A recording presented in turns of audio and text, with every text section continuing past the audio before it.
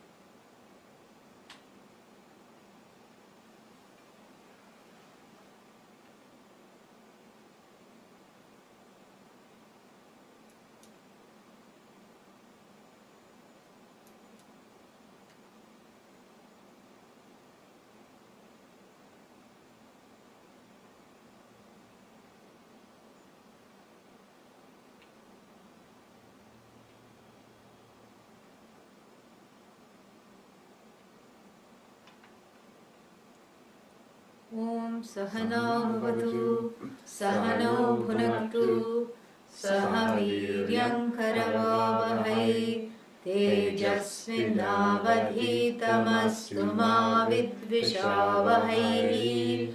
Om Shanti Shanti Shanti. Tasmai Sahovacha Tasmai Sahovacha Pitamahascha Shraddha Bhakti Dhyana Yogad Avaihi. So it looks like the teacher accepted him, because otherwise there would have been no Upanishad. So the teacher must have been highly pleased also with what? With his erudition, with his humility, with the way he presented himself and asked for the correct thing. And he already had so much background knowledge. And so the teacher gives qualifications. The teacher gives some more qualifications, not some more, expresses the qualifications that we looked at yesterday in a slightly different way with a different emphasis. And so the teacher gives 4 qualifications. The 3 are in this verse and the 4th one will appear in the next mantra. So what are the 3 in this verse is very easy to delineate. What are they? Shraddha, and then Bhakti, and then Dhyanam. Okay. So Shraddha we saw. What is Shraddha? Trust in what? The teaching. The efficacy of the... the words of the teaching and the words of the teacher, we saw that. So we saw Shraddha at length yesterday, more from the standpoint of the individual. Correct? We saw how there is a breakdown of trust. And what is this breakdown of trust? This is what one undergoes in childhood, and the re-establishing that breakdown of trust by addressing authority issues, fears, transferences, projections, etc., and focusing on and having the hope, having the trust that this knowledge will redeem me indeed, and doing what it takes. We talked about that part, how I can help myself to this Shraddha we saw. And what is Shraddha also we saw. The attitude with which one receives the knowledge is Shraddha. And today we are going to look at Shraddha more as a Pramanikya Buddhi, from the point of view of the relationship between Shraddha and the means of knowledge.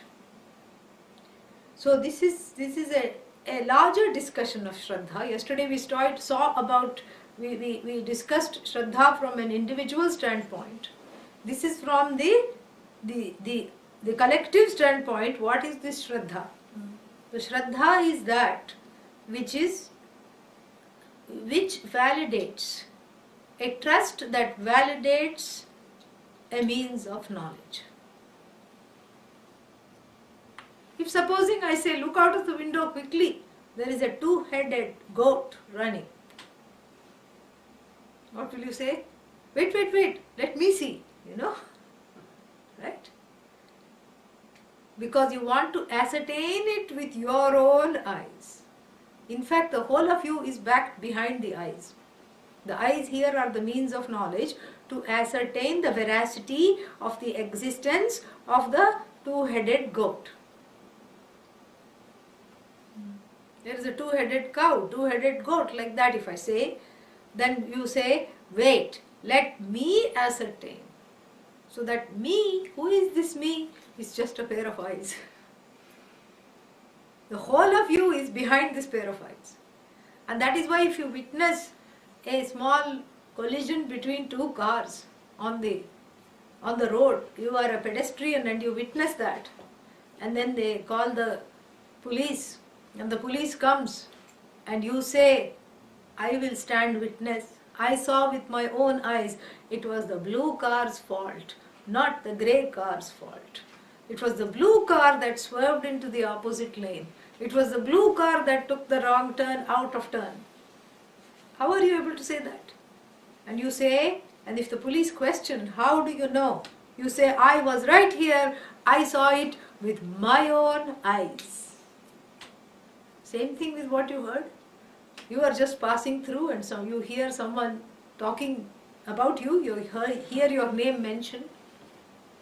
And very quickly, the footsteps slow down, you start dragging because you want to hear what they are saying.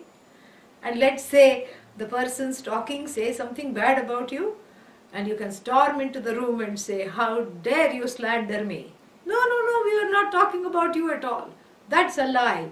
I heard it with my own ears. You see? So these pramanas, these means of knowledge that you operate, you always have a lot of shraddha with regard to those means of knowledge. And we have already seen what are the means of knowledge you operate. Let us just, operate our minds and recount them here. What is called direct perception? Number one. What does that include? All the five sensory perceptions are included in one. That it is called pratyaksha pramana, direct perception. What is number two? Anumana. Yeah, what is anumana? One step inference. One step inference. Roads are wet, therefore it must have rained. Then we have more than one step in inference. What is that called? It's not a dance move, okay?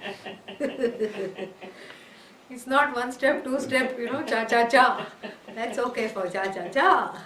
Anyways, but I can't remember. What is the name for more than one step inference? Arthapattihi. Yeah.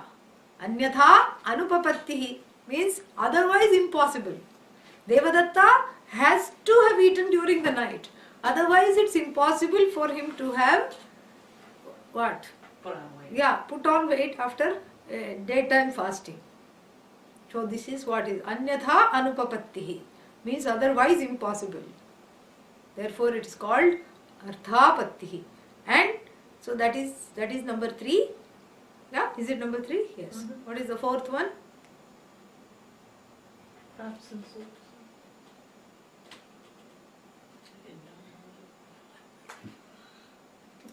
We have lots of time. I can wait.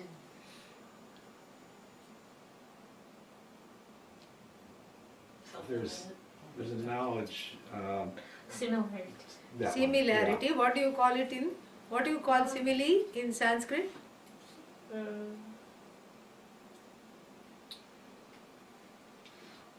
Upama. Very good. Upama. Upama. Upa near. That's how you remember. Ma to measure. Something like. Yeah, that which is measured to something that is closest to it itself. And then we have anupalabdhi, the fifth one, which is the cognition of absence at a particular place of a particular thing in a particular place, as in there is no pot in the palm of my hand. Why?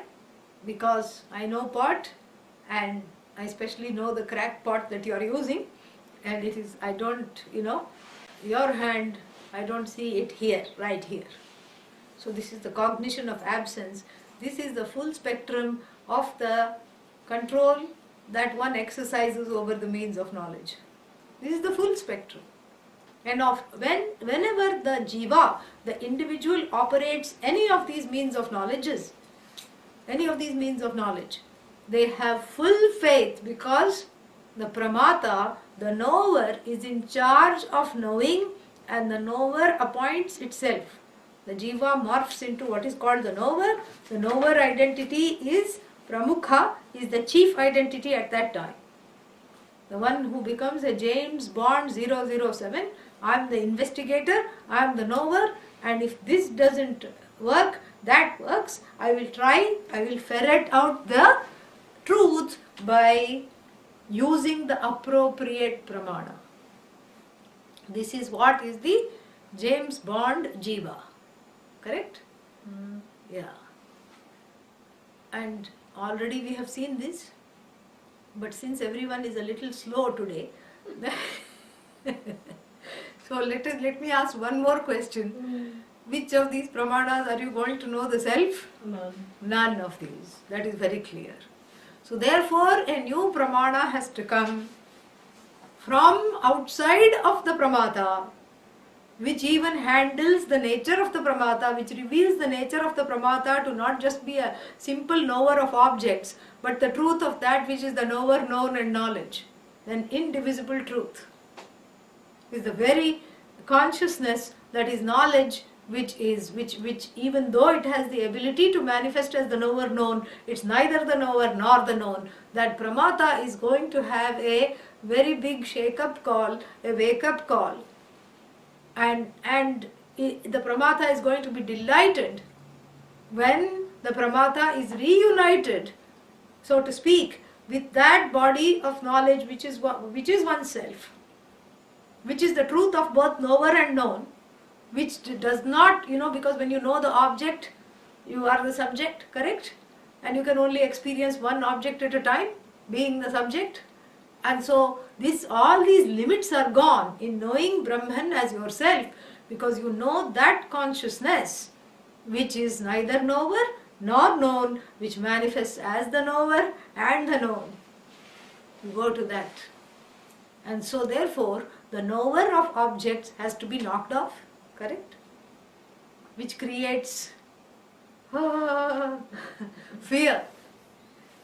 Which creates fear because the knower is in a safe place, or so he or she thinks. The knower, this fellow thinks, I am in a safe place. Nothing can touch me here because I am the monarch of all I survey. I have the ability to name things. I have the ability to know things. I am the one totally in charge. But the knower suffers from a sense of finitude, because even though you are able to know so many things, you are not any one of those things, correct? Plus you cannot know so many other things, and therefore you have all these complexes. So the pramana that is coming from outside of what? Not outside of consciousness. Name one thing that is outside of consciousness. Nothing is outside of consciousness. So the pramana comes from outside of the status which is the knower. Yeah. The pramana comes and says, O ye pramata, O you knower of small things, who feels small constantly and who tries to feel big by knowing more and more things, did you know that you are neither the known nor the knower nor the process of knowing? You are that consciousness which is free of being just the knower or the known or the knowing itself. You are a being that is a knowing being. This is the pramana called the words of the Shastra, the words of the teacher, in accordance with the Upanishad. So the pramana here has two aspects. The Upanishad herself is the pramana. Why herself? I told you everything that is of note is a she. Yeah, anything that one wants is feminine. And so the Upanishad herself is a pramana, knowledge is feminine. And then the Upanishad delivers in a very interesting way. The Upanishad does not deliver by reading it or studying it. Even though the Upanishad is a pramana, these pages, I'm sure some of you have read ahead. What have you understood? You know? Yeah. Nothing. So even if you read ahead and say, oh, I'm going to prepare for class by reading ahead. Somebody said that. Somebody said, I want to come prepared. So therefore I read 6 interpretations of the Upanishad, of this particular Upanishad. I said, oh, do you even need to attend class? And the person said, I'm all confused now. So the more you read, the more confused you get. Why? Because the point of the Upanishad is to knock off the pramana. You know, in the World War sometimes, and even in ancient times, they used to have these messages. They used to send them. And as soon as the message was received, it would self-destruct. Yeah, it would catch on fire, it would self-combust. Because it was all classified and, you know, they didn't want any WikiLeaks. And so they would have these messages, these encrypted messages, the paper would crumble or it would catch on fire, something like that. So here too, the reader of the message, the one who says, I am the one, that is the one that has to undergo a destruction. You know, the nasha of the pramata has to take place. A pramana that is strong enough to pervade the pramata and the pramana and the prameya, the known. That pramana, which in itself is strong enough to pervade these divisions, to demystify the divisions between the knower, known and knowing. Prameya means the known. That is the Shastra, all right. But if you read the Upanishad, the Pramata very much is in his throne. Yeah. Because when you read, I am the whole, you are the whole, Tattvamasi, it reads. What are you going to say? You know, the Pramata has some ideas about the Upanishad. The Pramata is the one who wants to write an intellectual critique about the Upanishad. And the Pramata is the one who comes with his or her own infrastructure about what is going on. And so the Pramata is going to say, I can't be the whole. I think it's a spelling mistake. The W is extra. Let's cross it out and publish a new version. I am the whole, you know. I am in the whole. H-O-L-E. Yeah. This is what the problem is that the infrastructure of the knower permeates the reading of the Upanishad. So the study of the Upanishad has to be through Shravanam alone, through listening. Oh, but even in listening the infrastructure can permeate. Well, yes and no. Yes and no. That's why it has to be repeatedly done. And that part of the meaning of the word Shraddha is that it's a committed pursuit. We'll come to that soon. So therefore it has to be repeatedly done. It cannot be just done kabhi kabhi. You know, one class I attended, nothing happened, so therefore I gave it up. And I came to another conclusion, Vedanta doesn't work. What should I do? Just do pranayama, that's enough. You know, that's not a correct conclusion to come. And we'll see why later.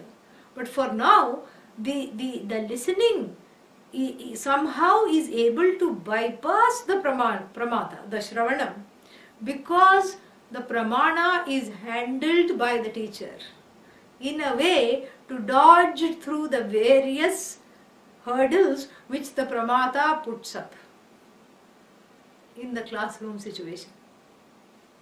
Yeah. And so many times people say to me that, you know, how did you know what I was thinking? How did you know that I had this question in mind and you addressed it even before I asked it? How did you know that I had a block? I didn't know. You know, it's not, there is no I here. It is because of your own punya that has brought you into this listening situation. Your own punya has given you the perseverance and the tenacity to seek this knowledge through digital means and whatever means that you are choosing, or to be present here. Your own good karma has brought you into the situation where those blocks you have already committed in this or other lives to let go of. Those difficult blocks you have committed, you have come with your own grace to be transformed. And if you are transformed, it's your own good karma. It has really nothing to do with any situation. You brought yourself to this situation. This is a big, great, good karma. And that these blocks are ready to crumble. And you have brought yourself to the situation of letting these blocks, which used to be the building blocks of your life, crumble. That is a very good situation.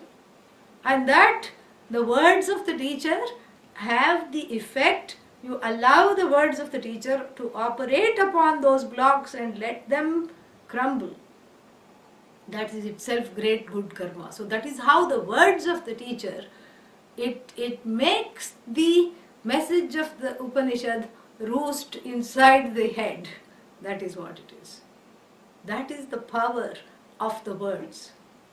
And it's not just some, individual called the teacher. It's not that.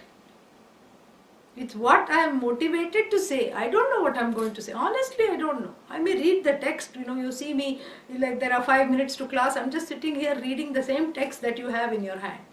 I'm not reading anything else. This is the blessing of the Guru and the entire lineage. That the pramana works. It works in communicating that which needs to be communicated in a manner of how exactly it needs to be communicated to touch the heart and to dismantle the notion that I am small, I am a useless individual. That is the force of the pramana, which is handled properly by the teacher. So the teacher who knows how to handle the pramana can bypass the listening process, the blocks created in the process of the listening, and all these hurdles that are created can be bypassed because the pramana comes alive in the words of the teacher, and the words are deployed in a mindful way, in a proper way, to attack those specific difficulties that are there and to allow them to crumble. This is a very good, great, thing, because the pramana is like, it's like, like what is that called? The live culture. When you want to make yogurt, it's not just so simple as to buy another yogurt from the market and, warm up some milk and put it there. It's not that easy, because some of those yogurts that are sold, not these days I suppose, because everybody is talking, even the baby's first words are acidophilus, because everybody is talking about this. But one time I tried to do this. I didn't know that some of them are not having cultures, and one time I made and kept, and then nothing happened. 2 days I waited, nothing happened. I had to throw the whole thing away, and that's because there was no live culture. So too, if the pramana is not handled properly, there is no transformation. So the handled pramana contains the culture of transformation. Contains the culture of transformation from there was a film, somebody told me there is a name of the film called Despicable Me. Yeah, so that transforms the jiva from the despicable me to the delightful me. This is the culture of transformation, that the pramana, which is a live pramana handled by the teacher, has the power of penetrating into the most stubborn of hearts, provided one has the perseverance. And so this pramana this is how it operates. And what do I have to do? This is the way the pramana operates. And what is Shraddha? Shraddha is the way I receive that pramana. I put myself in a position of receiving the pramana. In the same way, I allow the pramana to operate upon me. The other 5 pramanas that we just discussed, I operate as the knower. Here I let the pramana handled by the teacher to operate upon me. I gave you that example of that anesthesia, correct? Yeah. Before surgery, you have to be anesthetized. Why? Because the doctor doesn't want you to keep talking in the middle of the operation. Are you cutting in the right place? Such a big scalpel? Are you sure you're using the right size? I think the tumor is little more to the left. Why are you cutting in the middle? The doctor doesn't want to hear all that. Doctor wants to put you out so that, that operation can be successful without your input. And similarly here, the pramata is knocked off, not really knocked off, integrated into that consciousness. Knocked off from the pedestal of the all-knower. I am all-knowing. That is knocked off. Who is thinking I am all-knowing? The small-knowing, miserable fellow is thinking I am all-knowing. That is knocked off. And therefore what? So therefore, this pramana to receive, I have to be in a position of receptivity. This is what is called Shraddha. Because with the eyes I have Shraddha. I say I watched it with my own eyes. I heard it through my own ears. With reference to eyes and ears, I have Shraddha. But with reference to this pramana that comes from outside of me, I have to have that same Shraddha I have to have. And that Shraddha means placing oneself in a receptive situation to listening what is being taught.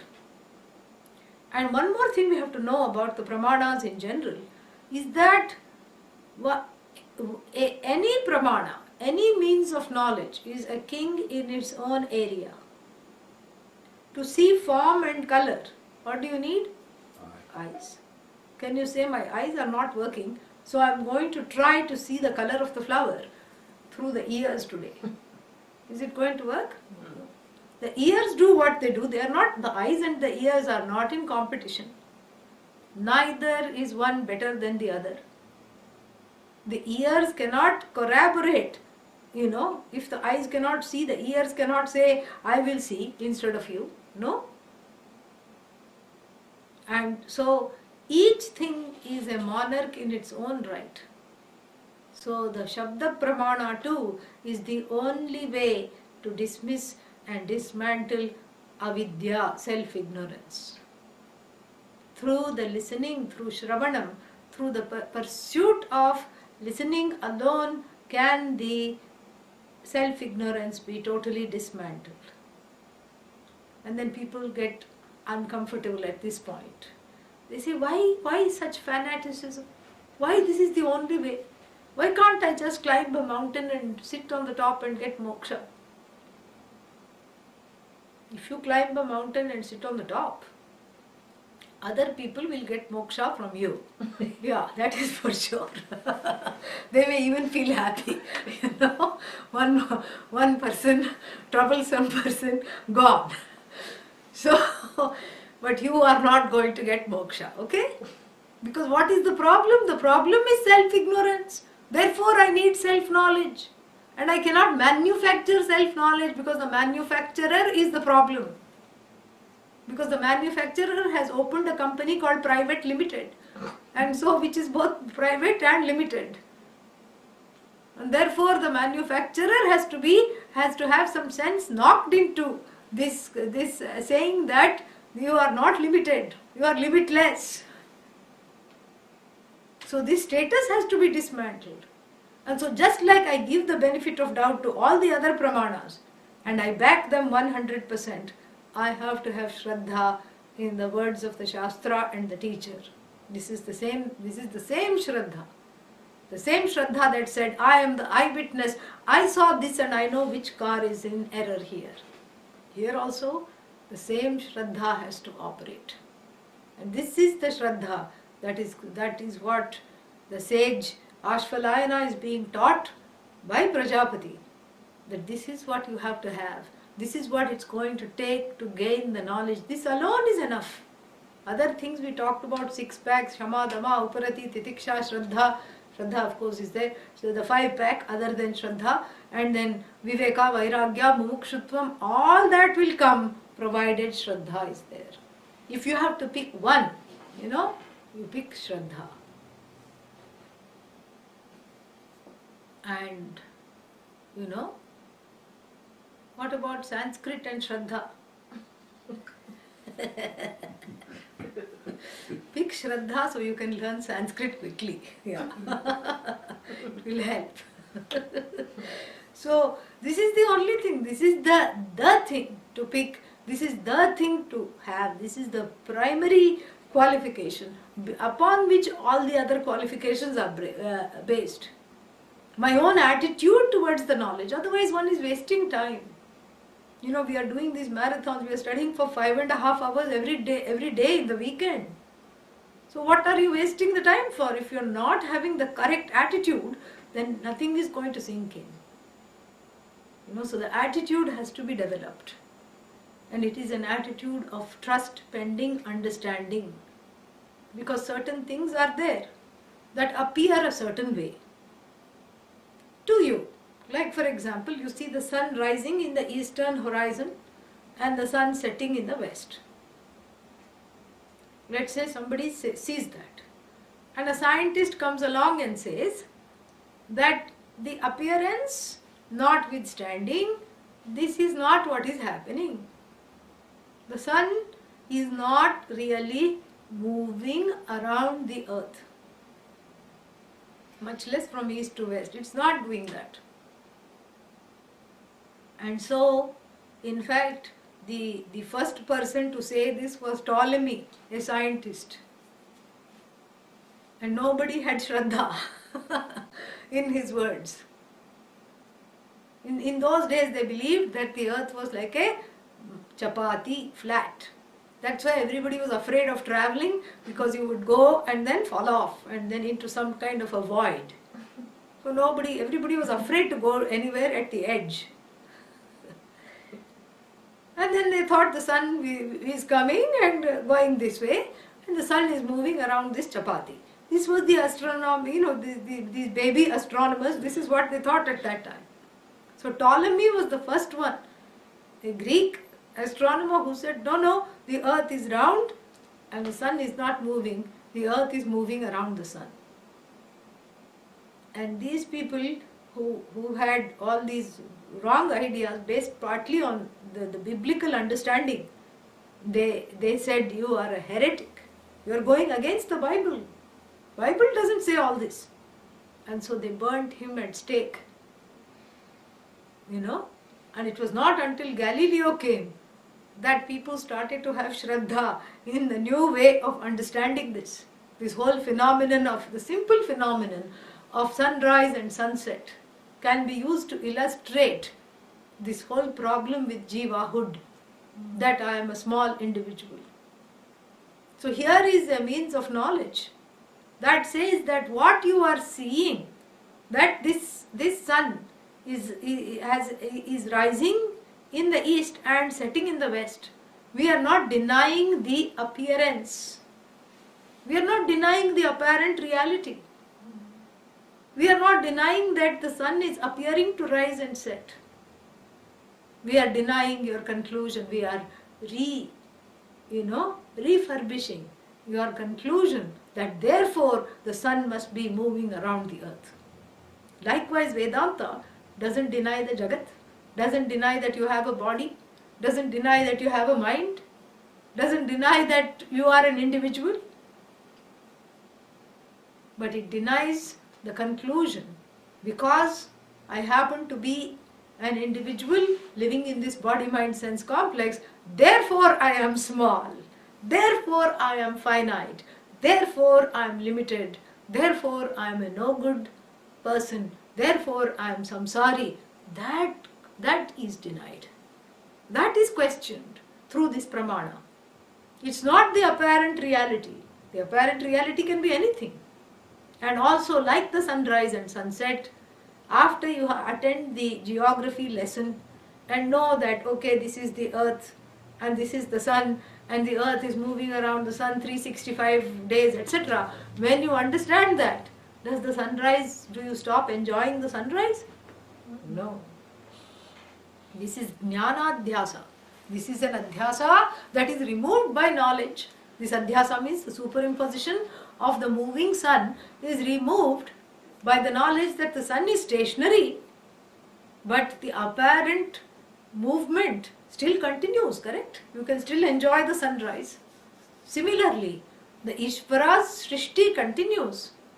The apparent appearance of the duality doesn't have to be removed, but how I orient myself to this duality after the knowledge, how I carry myself, and how I am not afflicted by the duality, all that has changed after the gain of this knowledge. This is something very beautiful to see. And so what does this Shraddha do? This Shraddha, urges you. So it's not a belief that is inimical to you. If it is a belief that is inimical, then you can say, I protest, I'm not going to have this trust. There is hell. Okay? Fine. You are going to go there. All right. For how long? Forever. How can you go to something forever? But you are going to go, see, listen carefully. You are going to go there, and that going is forever. So if you have to go, that means it is a location to be reached. And if it's a location outside of this, whatever this scheme of things, how can it be infinite? This scheme of things is delimiting that, that is delimiting this. Already we have, similarly heaven is not eternal. Certain things are just belief based. The Veda, in fact, being the most ancient body of knowledge, was the first one to talk about heaven. There is such a thing called Swarga. Oh, and with lots of punya you will go there. Oh, and then what? And many people make the mistake thinking Swarga is moksha. Yes, it is temporary moksha. It's a nice holiday where you take the traveler's checks of good karma and spend them there on watching concerts. That's all you do. And then you come back. When the traveler's checks of punya are exhausted, kshine punye martyalokam vishanti. Sarve jivaha. All the jivas come back to the world of mortals, and then what happens? Same as before. Business as usual. And so therefore that is believable. Believable means certain things, whether you believe in heaven or not, it is still a belief. But that it is eternal is against logic. And Adi Shankara says in the Mundaka Upanishad Upodghata Bhashya, in the introductory Bhashya, that even if 1,000 Shrutis come and say, fire is cold, do not we have Shraddha for that Shruti. Meaning, just because the Shruti is talking, and you should not be swallowing pumpkins. We are not asking you to swallow a pumpkin. Like yesterday I showed you, what if I say, look at this lovely mango. This is not going to become mango just because I showed it. So we are not going against logic. We are going that which is beyond logic. We are going to understand, we are in the process of attempting to understand the nature of the person who operates logic. It has to be beyond logic. If you can logically derive yourself, which becomes greater, you or logic, then logic becomes Bhagavan. Then you compose a lot of, Sahasranamas on logic. Logikaya Namaha, Tautologiae Namaha, all these things you do. You worship logic. This is what the Nayayika does. Nayayika is a particular darshana, a particular view of looking at the Upanishads. And so therefore what? So therefore I have to be clear where this Shraddha is placed and what is calling for the Shraddha. The Shraddha is not on something unbelievable. The Shraddha is something that you already sense and that you want to be. If you are happy being small, if you are happy being sad, if you are happy being insecure, then we will be winding up shop. The sadhu lifestyle, the sadhus will, have to look for something else to do. Correct? Because what is the point? There's no other, nobody will be interested in the knowledge because one is happy being small. But no one says, I'm happy being small. How do you know that you're not happy being small? I don't know, but it just doesn't seem right. See, that is the thing. See, in the same way, the body's ailments are also recognized. You may not know what is wrong, but you say, I don't feel myself. Correct? Oh, are you having a headache? No. Are you having back pain? No. Do you have fever? No. Do you have some stomach, digestive trouble? No. Everything seems to be okay, but I don't feel myself and I haven't been feeling myself for a number of days. What is that yourself? Sanskrit has a beautiful word. That wellness is called swastha, swasthyam, swastha, swasmin tishtati, the one who is in oneself. The well-being means being in oneself, inhabiting oneself in the way that one knows how. And similarly, this emotional disturbance, if it's one day emotional disturbance, nobody is bothered. But the prolonged emotional disturbance and the fact that I feel afflicted by every passing, slings and arrows of outrageous fortune, that means what? That there is a problem here and I don't like this samsara and I don't quite feel myself. This is what brings one to the knowledge. And so Shraddha, in the ability of the Shastra to repatriate one with oneself. This is what is Shraddha. Very beautiful. And so this Shraddha has to be kept at the forefront. And the Shraddha doesn't mean a one-time listening to the teaching. Shraddha means a committed pursuit, that until this knowledge hones home, until this knowledge comes home to roost, until this knowledge abides in me as me, I will pursue this knowledge. That is Shraddha. Because occasionally anybody can manufacture a little bit of Shraddha, correct? And that is not the point. Because, you don't say, if you're trying to figure out something, somebody gives you something, you don't know what it is. You say, what is this? Let me look at it like this. Maybe upside down, maybe some clue will be there. Or maybe this side. Oh, does it come apart? If it comes apart, maybe I can look at it.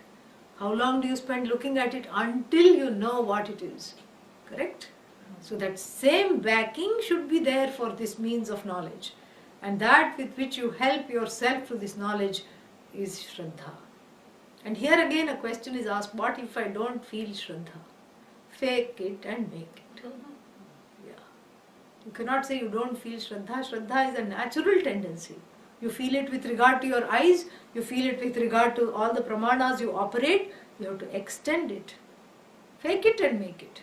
You're not really faking it, but you think you're faking it. So fake it and make it. And Arjuna is told in the Bhagavad Gita, Tad vidhi pranipatena pariprashnena sevaya. This is all about Shraddha.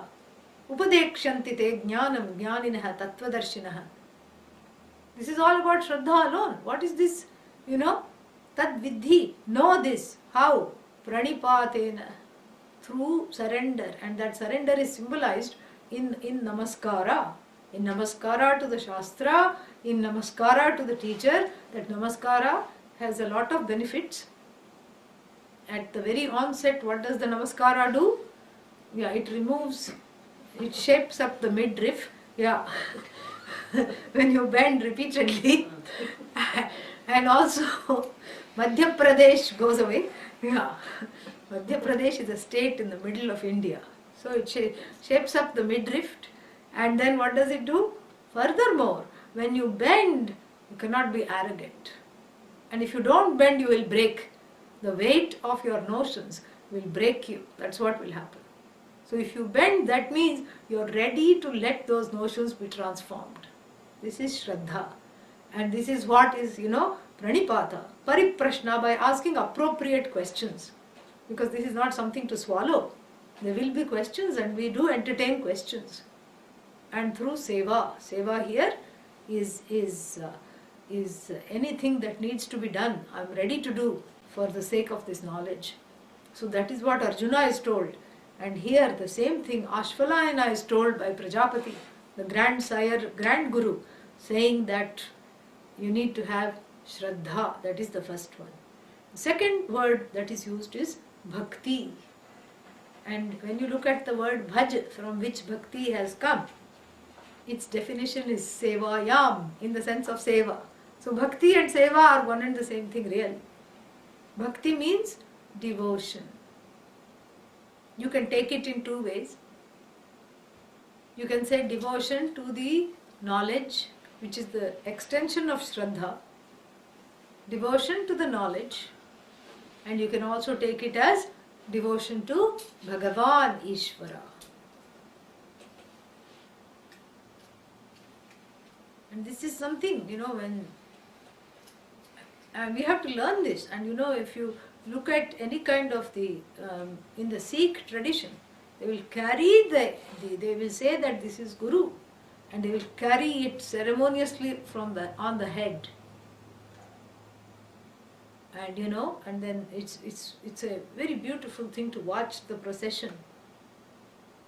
When they have to take the Vani from one place to another, they will carry it reverentially on the head.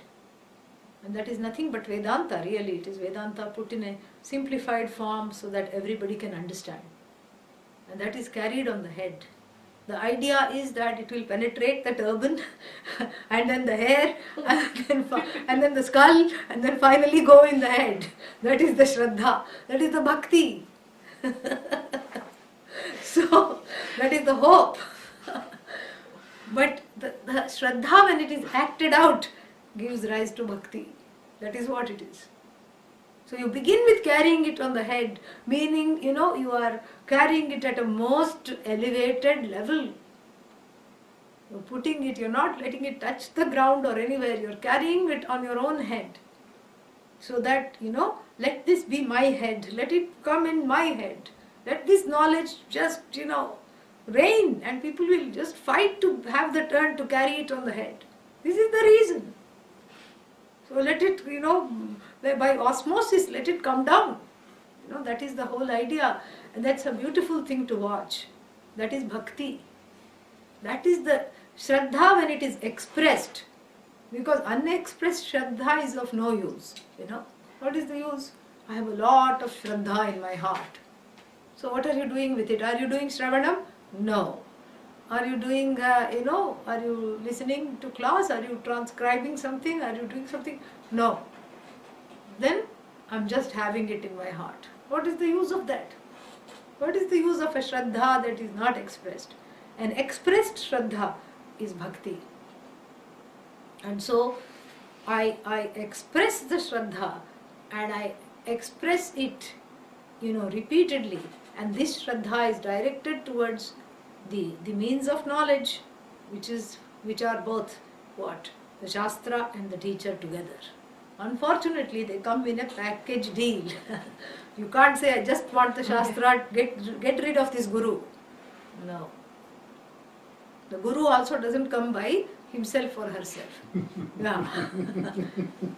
Yeah. If somebody says, I am a self-made Guru, I know everything all apne aap, you respect the person and you say, please keep the knowledge to yourself. Yeah. Nobody really says that. Even the Upanishad, the Kenopanishad, the teacher in the Kenopanishad was asked, how come you know all this? Yenastadvyacha chakshire. We only teach that which was given to us. Kenopanishad teacher says that. Showing the unending lineage. That is the humility, that is the devotion, that is the bhakti, that is the Shraddha. So the Guru and the Shastra are inextricably linked. And if I have Guru allergy, it is my own authority issues that need to come down. We talked about that at length yesterday. If I have Shastra allergy, Guru allergy, that I have to take care of, starting with therapy. I have to take care of that. And then I have to make myself in a position that is teachable. To be in a teachable position is the greatest gift imaginable. Really. Because that leads us to the Maha gift. Even greater than this, one of the greatest gifts is to be content with oneself. That is the real Maha Prasadam. It's a great Prasada. And so this self-contentment has a contingency here. And what is the contingency? Shraddha and actualized Shraddha, enacted Shraddha towards the teacher, towards the teaching is called bhakti. One meaning. Second meaning also is that what is the object of the knowledge? Bhagavan. What is the subject of the knowledge? Bhagavan. So bhakti can be directly taken to be Bhagavat Seva, invoking Bhagavan, making Bhagavan a part of my life, which is Karma Yoga. So here the second word bhakti, the second meaning of the word bhakti here, of the second word, is to make sure that I invite Bhagavan to participate in my life. Does Bhagavan need an invitation? No. Then why should I invite? Because all this time I thought myself to be all-knowing. Yeah. And the weeds of raga dveshas had grown so much that I could not see the Bhagavan that was very much present in my own heart. And so I invite Bhagavan, make room for Bhagavan. You know, there is the story of that man who had a lot of, has had a successful and prosperous business. And he had 2 sons, and he didn't know which one to leave the business to. And so he had a test. He said, both of you, I'm going to give you 2 empty rooms. And then fill it up at the end of 1 month, and then that person will get the whole business to run, and the other person will be the subordinate, will help that person. This person will be the CEO. At the end of 1 month, call me to look at what you have filled in the room. And it was a cotton business, And so the first son, in all his arrogance, took bales and bales of cotton and stuffed this room from floor to ceiling with bales of cotton, so much so that there was not even room to enter. And the second son, who was a very hard worker, was so busy taking care of the business that he really didn't give much thought to what to fill in the room. And then the appointed day of the inspection came, and what all he did was cleaned it, swept it free of cobwebs, put some, took his wife, who also put some nice interior decorative touches inside, made a beautiful altar of Bhagavan, lit some lamps and kept some flowers and prasad. And the father went into the first room and started to cough because all the dust from the cotton bales, made him already poor old man. He made him asthmatic and made his lungs already, which were weak, even weaker. And coughing, sneezing, the father came out. And then the father went into the younger son's room, and there was that empty space, inviting one to come and sit and stay. And usually what happens, before the bhakti, before the shraddha, our hearts are like the room of the first son, filled with nonsensical pursuits, nonsensical notions, nonsensical fears, nonsensical things which turn into a deluge called samsara, notions which have the power to become the ocean. And the second son's room is the student of Vedanta, ready, waiting with a quietened and a, worshipful heart. A humble, quietened and worshipful heart. Like the room of the second son, the heart shines because there is room for this knowledge. You have to make room, that is bhakti. And how do I make room? By getting rid of all this clutter. So much clutter. But how do I get rid of this clutter? How do I get rid of the clutter? The emotional clutter, which is obfuscating and obscuring the view of Bhagavan. How do I get rid of this? By invoking that Bhagavan's help only you can do that. So I invoke, this is contradictory, but it's really true. I invoke the help of Bhagavan to help me see Bhagavan. Where? Within myself, within the invoker. The invoker invokes to be able to see oneself. And so that is called here Karma Yoga Bahiranga Sadhana. More about that will come later. Bahiranga Sadhana means an outward sadhana, which means, an outward sadhana is needed for what is called Chitta Shuddhi. Navarina Shuddhyati Antaratma. Beautiful expression. What is Vari? Vari, Varini, Varini. What is Vari? Vari is water. Varina, third case, by water. Na Shuddhyati is not cleaned, is not purified. The inner instrument, which is the mind. Yeah.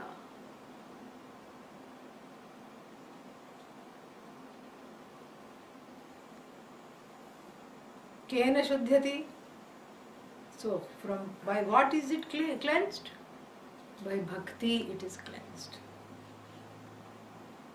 Bhakti is the soap Nowadays we have Ayurvedic soap and all these exfoliating soap and all these things. Bhakti is the soap that scrubs away the notions that come in the way of Shraddha. So I invoke the grace of Bhagavan by inviting Bhagavan to come and abide in the heart, and I invoke the grace of Bhagavan to overcome the obstacles to this knowledge. And you know the obstacles are many. You know that. Even the people who sign on know that. Suddenly video goes. Video went, why? Some karmic obstacle, what else? Suddenly I can't hear. Karmic obstacle. Even sitting here, even though the ears are open, I can't hear. Why? The mind has gone out of the window to take a walk. Yeah. So therefore, this is what I have to see. I have to invoke the grace of Bhagavan, the conscious invocation of Bhagavan, to be able to help me pursue this knowledge, for all the backlog of these past karmas that might stand in the way of gaining this knowledge, they have to go. Yoginah karma kurvanti sangam tyaktva atma shuddhaye. 5th chapter Bhagavad Gita. The karma yogis do karma, but not for the sake of gaining small ends in life, but for the sake of purification of the heart, which is 9/10 of the preparation for the gain of self-knowledge. Purification of the heart means what? Free of raga and dvesha, free of these very notions that come and stand in the way of my becoming one with myself. So this is what is called bhakti. Then finally, this is bahiranga sadhana. And again, you cannot say bhakti is, internal and I have a lot of bhakti but I am not giving expression to. Bhakti is to be given expression with the help of karma. And seva helps. Seva helps the raga dvesha to come down. And any kind of puja helps. Chanting helps. Everything is called, bahiranga sadhana for chitta shuddhi. Bahiranga sadhana is equal to chitta shuddhi. So bahiranga sadhana means outward sadhana. A means that are outward means for the gain of that inner temperament to listen to and attain this knowledge. Then that is part of the picture. Dhyanam, the last word here, is antaranga sadhana. Inner preparation. First you have the preparation, the means which are outward, like puja is outward, it's not inward. And then seva is outward, and anything that you do, yoga, therapy, etc., is all outward means to gain that calmness so that I am able to sit and pursue this knowledge. And even invoking Bhagavan you do outwardly. You say, please help me remove these obstacles. Please lead me to the correct ways so that I can gain this. And then on top of that we have inward preparation. Dhyanam, meditation. Somebody asked the question about meditation. Here it comes. So, chitta shuddhi is one part of the cleansing of the inner instrument, antahkarana. But then you need also a sthirata. What is sthirata? A stability. Because if the mind is going in all directions, what will happen? Nothing will happen. So that the mind doesn't go all over, I need a means to be able to quieten the mind so that it is stable. And so dhyanam is an antaranga sadhana, an inward means, an inward method to gain chitta naischalyam, the staying power of the mind. So much so that when you are listening to the Vedanta class, you should listen so carefully, you should hone in the listening that it should feel like a meditation at the end of it. You should feel like you have meditated for now 2.5 hours. Yeah, that is how it should feel. Otherwise, it doesn't do its job. So to be able to sit in one place without, constantly squirming around, to be able to have the mind focus on the words, to be able to follow the lecture. You may not be able to repeat everything, But to be able to follow that and let that lecture operate on your inner psyche and take you to from one place to another, Dhyanam becomes a very, very important auxiliary sadhana, an inward sadhana for what is called Chitta Naishchalyam. So these are the two things that are needed, Chitta Shuddhi and Chitta Naishchalyam. And before that, the Shraddha is the crest jewel of both of them. Yeah. Because of Shraddha, I am inspired to gain Chitta Shuddhi and Chitta Naishchalyam. So this Chitta Naishchalyam is through what is called Dhyanam, meditation. Hari Nama Japa. The Japa means the repetition of the name of Bhagavan. And when you repeat the name of Bhagavan, after just stabilizing the mind a little bit, something interesting happens. Because the tendency of the mind is to be like a monkey and jump from thought to thought on its own accord. First you think of, Honda, car. Then immediately you think of what? Bonda, and eatable. Why? Because it is now lunchtime here, it is getting close to lunchtime. So Honda brings about Bonda. Honda thought leads you to Bonda thought. And Bonda thought will lead you to something else. So, like I have said so many times, give me any word, I can make you sad in less than half a minute. Any word you give, I can make you sad. You can think of Honda, Japan, Nagasaki, Hiroshima, oh no. You can think of Bonda, oh those Bondas sold on the carts in India, oh my God, last time when I had that, I was in the bathroom for a month. You can become sad again, So, like this, any word, even the most pleasant word, if the mind dwells on it, it can lead you to a road of derailment. You feel derailed from your quest and you feel like so miserable. What happened over here? Because the mind was allowed to go its own way. And here in meditation, the Hari Nama, the name of Bhagavan, becomes the rain where the mind is told, come back, come back, come back. So you say, Om Namah Shivaya, and then what should be, that is the first thought. What should be the next thought? Om Namah Shivaya. Yeah, Om Namah Shivaya should be the next thought. What should be the third thought? Om Namah Shivaya. What should be the fourth thought? Om Namah Shivaya. But the mind rebels. The mind, after first two Om Namah Shivayas it will say, because it's soda can enthusiasm. It's very bubbly in the beginning. Yes, I'll be the best meditator, the Pramatha thinks. Sits down, buys that meditation cushion I talked about yesterday, and a smaller cushion for the bell also he buys. Sits down, this fellow. And then what? Om Namah Shivaya, Om Namah Shivaya, Om Namah Shivaya, Om Namah Shivaya. And by the fifth Om Namah Shivaya, is anything happening? That's the fifth thought. So the fifth thought is obviously not Om Namah Shivaya. Fifth thought is, I don't think this is working. Am I doing it the correct way? Or what happened to my friend? His name was Shivarama Krishnan or something. What happened to him? So the thought goes all over the place.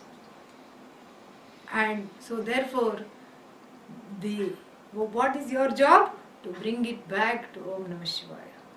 So who is asking the mind to say Om Namah Shivaya? You. So you have a say over the mind. So when the meditation is done consciously, then when you are not meditating also, the mind is calm and doesn't stray beyond its limits. You have to make the mind, you have to give the mind a leash. And on the leash is written the mantra. That is the leash. It's the mantra leash, so that the mind doesn't lash out into various negative states. So this leash is needed. And this leash trains the mind to walk a direct road, to walk on the road of dharma, to walk on the road of shravanam, mananam, nididhyasanam. And therefore, the Grand Guru says, Shraddha Bhakti Dhyana Yogad Avaihi. Further, Na karmana न कर्मणा न प्रजया न प्रजया धनेन धनेन त्यागेनैके त्यागेनैके अमृतत्वम् अमृतत्वम् आनशुः आनशुः परेण नाकम् परेण नाकम् निहितं गुहायां निहितं गुहायां विभ्राजते विभ्राजते यद्यतयो विशन्ति यद्यतयो विशन्ति वेदान्तविज्ञान वेदान्तविज्ञान सुनिश्चितार्थाः सुनिश्चितार्थाः संन्यासयोगात् संन्यासयोगात् यतयः यतयः शुद्धसत्त्वाः शुद्धसत्त्वाः Then what's the next one? Te Brahma Te Loke. ते ब्रह्मलोके ते ब्रह्मलोके परान्तकाले परान्तकाले परामृतात् परामृतात् परिमुच्यन्ति सर्वे परिमुच्यन्ति सर्वे ॐ पूर्णमदः पूर्णमिदं पूर्णात् पूर्णमुदच्यते पूर्णस्य पूर्णमादाय पूर्णमेवावशिष्यते ॐ शान्तिः शान्तिः शान्तिः हरिः ॐ श्रीगुरुभ्यो नमः हरिः ॐ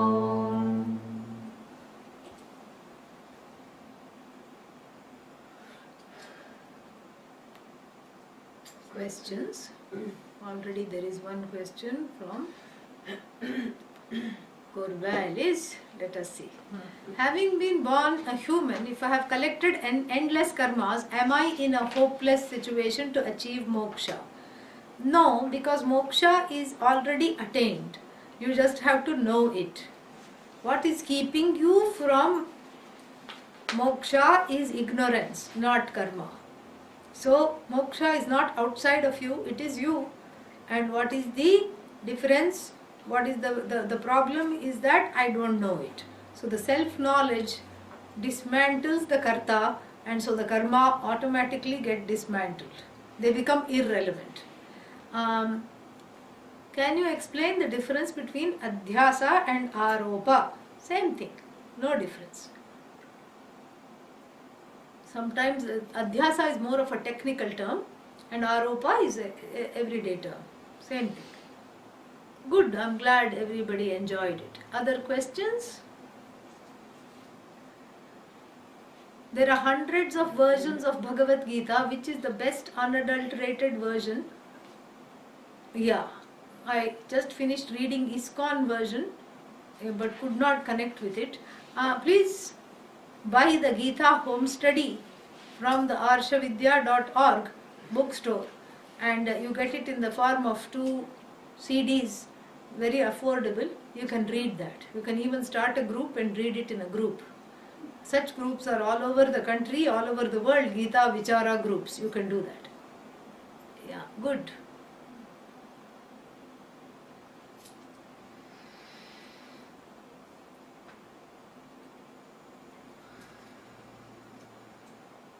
Yeah, because they are one and the same.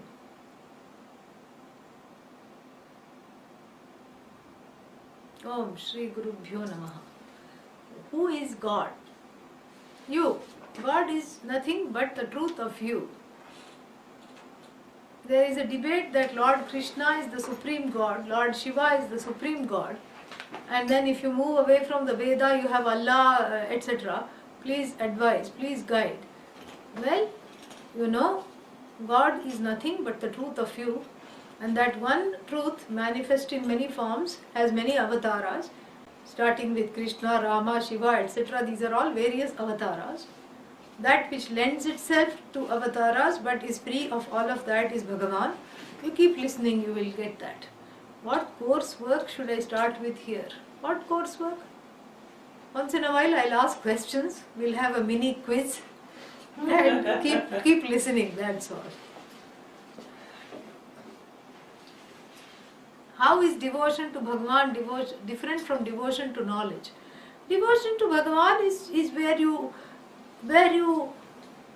declare your helplessness about not being able to handle the variables, the hidden variables in your life, and that with that devotion you pursue every action with that devotion.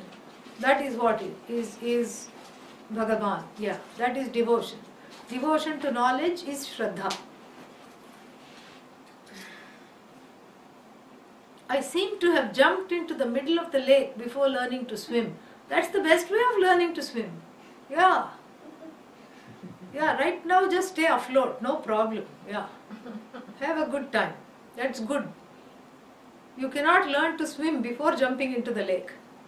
Because the swimming moves, if you go to the swimming guru also, he will also throw you in the lake. Yeah, you cannot learn to the strokes outside and then say, which stroke shall I choose? By the time the person will have a stroke. So therefore, heat stroke, so therefore, you have to jump into the middle of the lake. Then only you learn how to swim. That's the best way. You are in good company. Does pramana have to be written in Sanskrit? No, it can be in any language. Hinduism has so much Vedanta to offer to society. Why don't we have an aggressive missionary attitude? I addressed this yesterday. You listen to yesterday's lecture, please. Afternoon lecture, I think I addressed this. Like Christianity, who are aggressively converting Hindus. Because we cannot convert you to yourself. Yeah, you are already what you are. And we are not interested in converting. Yeah. So, Dharma Gurus should be looking to this problem. They are addressing this problem. In fact, it's not about converting. It is about inclusion. So, if Hindus have some homework to do to make it more inclusive, we should do that. People are already doing that. Good question. Very nice. Yeah, yesterday's lecture you please catch. You will have fun.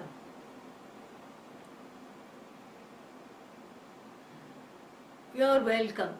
It's all Guru's grace. It's not me. It is Bhagavan. When we exhaust the punya, why do we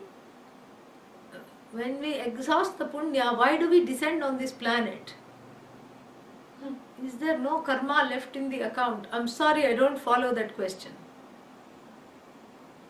I guess the question is, if you spend your punya and svarga, Yeah. what is the drive to return? That is why, because there is no more punya. What is it? And to spend papa, you have to come here. Yeah. Yeah. So, that is why otherwise heaven would have been eternal. You may be thinking that when you've spent your punya, that somehow you really cleared all No, of your you karma haven't cleared out. all of them. Yeah. You just spent some punya, that's Just all. the budget was given. Yeah, just a little punya budget you have spent.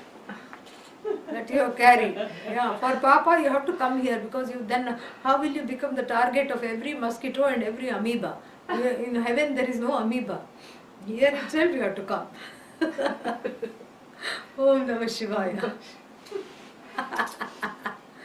That was fun. That was a lot of fun, huh? I have a little question. You have a little question? Okay, go ahead. What is It it?